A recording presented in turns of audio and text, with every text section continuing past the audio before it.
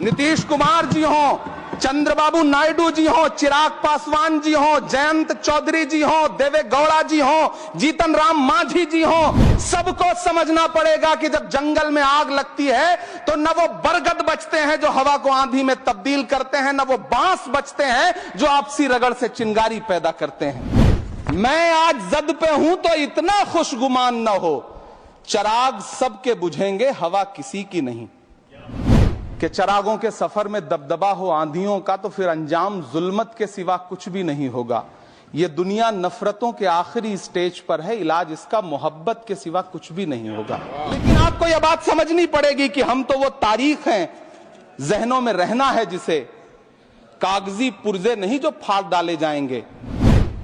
जिस जमी पर मैं खड़ा हूं ये मेरी पहचान है। आप आंधी हैं तो क्या मुझको उड़ा ले जाएंगे? 700 किसानों की शहादत लेने के बाद सरकार को अन्नदाता किसानों के सामने घुटने टेकने पड़े और कृषि कानून वापस लेने पड़े।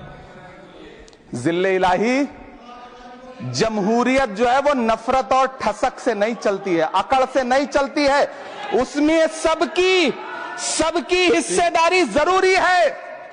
कल देश के माइनॉरिटी मिनिस्टर ने लोकसभा में खड़े होकर एक शेर सुनाया था कि मुझसे कोई बदगुमान न हो, तो मैं उन्हें एक शेर सुनाना चाहता हूं कि मैं आज जद पे हूं तो इतना खुशगुमान न हो। मैं आज जद पे हूं तो इतना खुशगुमान न हो, चिराग सबके बुझेंगे हवा किसी की नहीं।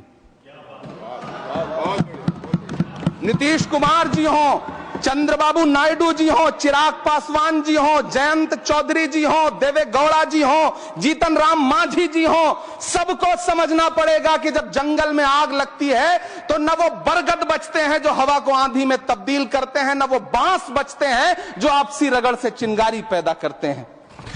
सभापति महोदय, जब देश को मनमोहन सिंह साहब जैसा काबिल प्रधानमंत्री मिलता है तो देश को आरटीआई जैसा एक्ट मिलता है, सेज जैसा एक्ट मिलता है, मनरेगा जैसा एक्ट मिलता है, लिबरलाइजेशन मिलता है, राइट टू एजुकेशन मिलता है, नेशनल फूड सिक्योरिटी एक्ट मिलता है।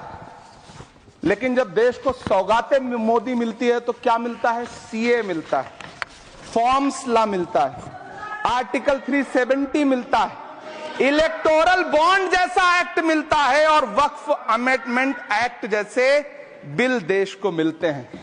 मुझे तो अपने हमवतन भाइयों से पूछना है कि आपको अपने बच्चों की तरक्की, खुशहाली और नौकरी की दरकार है या फिर मुसलमानों की दान की गई जमीनों को लूटकर धन्ना सेठों को देने की साजिश करने वाले कानून की? सभापति महोदय, यह सरकार रात के 3 बजे तक पूरे देश को जगा करके संसद में अपने ही नागरिकों को नीचा दिखाने के लिए वक्फ बिल ला रही थी, तो उधर रात के 1:30 बजे अमेरिका हम पर 26% टैरिफ लगा रहा था। सरकार की प्राथमिकताएं देश को पता। सभापति महोदय, मैं बहुत भावुक हूं आज, और मुझे अच्छा लगा कि आदरणीय नेता सदन जगत प्रकाश नड्डा जी ने बहुत अच्छी बातें भी की, मन से बातें की। क्योंकि उनके नाम में प्रकाश जुड़ा है तो मैं उनमें हमेशा एक रोशनी की किरण देखता हूं। मैं उनके सामने बहुत अदब से यह बात कहना चाहता हूं कि चिरागों के सफर में दबदबा हो आंधियों का तो फिर अंजाम जुल्मत के सिवा कुछ भी नहीं होगा। ये दुनिया नफरतों के आखिरी स्टेज पर है, इलाज इसका मोहब्बत के सिवा कुछ भी नहीं होगा। मैं भावुक हूं, मेरी पलकें गीली हैं। अगर देश की एक बहुत बड़ी आबादी को लगता है कि आप उसका भला करने के लिए नहीं बल्कि उनकी इबादतगाहों, उनकी कब्रिस्तानों, उनकी खानकाहों को बर्बाद करने का बिल ला रहे हैं, तो फिर आप अगर समझाने में नाकामयाब रहे हैं तो यह आपकी नाकामयाबी है। पहले समझाइए, उसके बाद कोई बिल लेकर के आइए, तब शायद हम आपका इतनी पुरजोर तरीके से विरोध ना करें।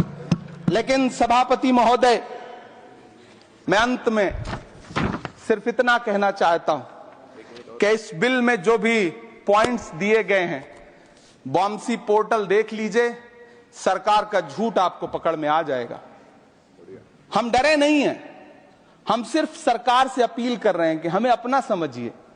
हम आपके अपने हैं, इस देश के नागरिक हैं और आप ताकत में हैं। संख्या बल के आधार पर बिल हो सकता है आप पास करा लें, लेकिन आपको यह बात समझनी पड़ेगी कि हम तो वो तारीख हैं, जहनों में रहना है जिसे, कागजी पुर्जे नहीं जो फाड़ डाले जाएंगे।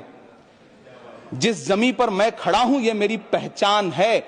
आप आंधी हैं तो क्या मुझको उड़ा ले जाएंगे? आपको यह बात समझनी पड़ेगी। आपको अगर इतना विपक्ष की तरफ से पहले जेपीसी में इतने सारे पॉइंट्स आए और उसके बाद कल से लोकसभा में और राज्यसभा में सुझाव आप सुनने को तैयार नहीं है, लोगों की शंका को दूर करने के बारे में आप बिल्कुल सोच नहीं रहे, बस आप कह रहे हैं यह बिल उम्मीद की नई किरण है। नहीं साहब, इसे भले किरण जी लेके आए हैं लेकिन ये उम्मीद की नहीं बल्कि नाउम्मीदी की किरण है। और इस देश की एक बहुत बड़ी आबादी इस बात से खदशे में है, शक में है कि आप सीधे उनकी जमीनों को लूट करके धन्ना सेठों को बेचना चाहते हैं। मेरी अब भी आपसे अपील है कि इस बिल को वापस लीजिए। यह बिल कहीं से आपके अपने नागरिकों के लिए अच्छा नहीं है। यह बिल सिर्फ इस देश के मुसलमानों को नीचा दिखाने का और अपने एक ऐसे मतदाता वर्ग को खुश करने का बिल है जिनको इस बिल के पास हो जाने से कुछ मिलेगा भी नहीं। लेकिन आप एक नैरेटिव देना चाहते हैं, एक मैसेज देना चाहते हैं। मेरी आपसे अपील है कि कृपया ये जो सबका साथ सबका विकास का नारा है, इस नारे को रत्ती भर तो चरित्रार्थ कर दीजिए। बहुत बहुत धन्यवाद। वर्ल्ड क्लास सर्जरी सेवाओं के लिए नेताजी सुभाष मेडिकल कॉलेज एवं हॉस्पिटल में न्यूरोलॉजी, आधुनिक माइक्रोस्कोप से विभिन्न तरह के ब्रेन एवं स्पाइन की सर्जरी, यूरोलॉजी, लेजर और लैप्रोस्कोपी जैसे अत्याधुनिक इक्विपमेंट से यूरोलॉजी से संबंधित सभी प्रकार के उपचार, प्लास्टिक सर्जरी, कोई कठिन घाव या विकृति, facial, nose job, laser surgery एवं सभी तरह की cosmetic surgeries. NSMCH, Amhara, Bihta, Patna.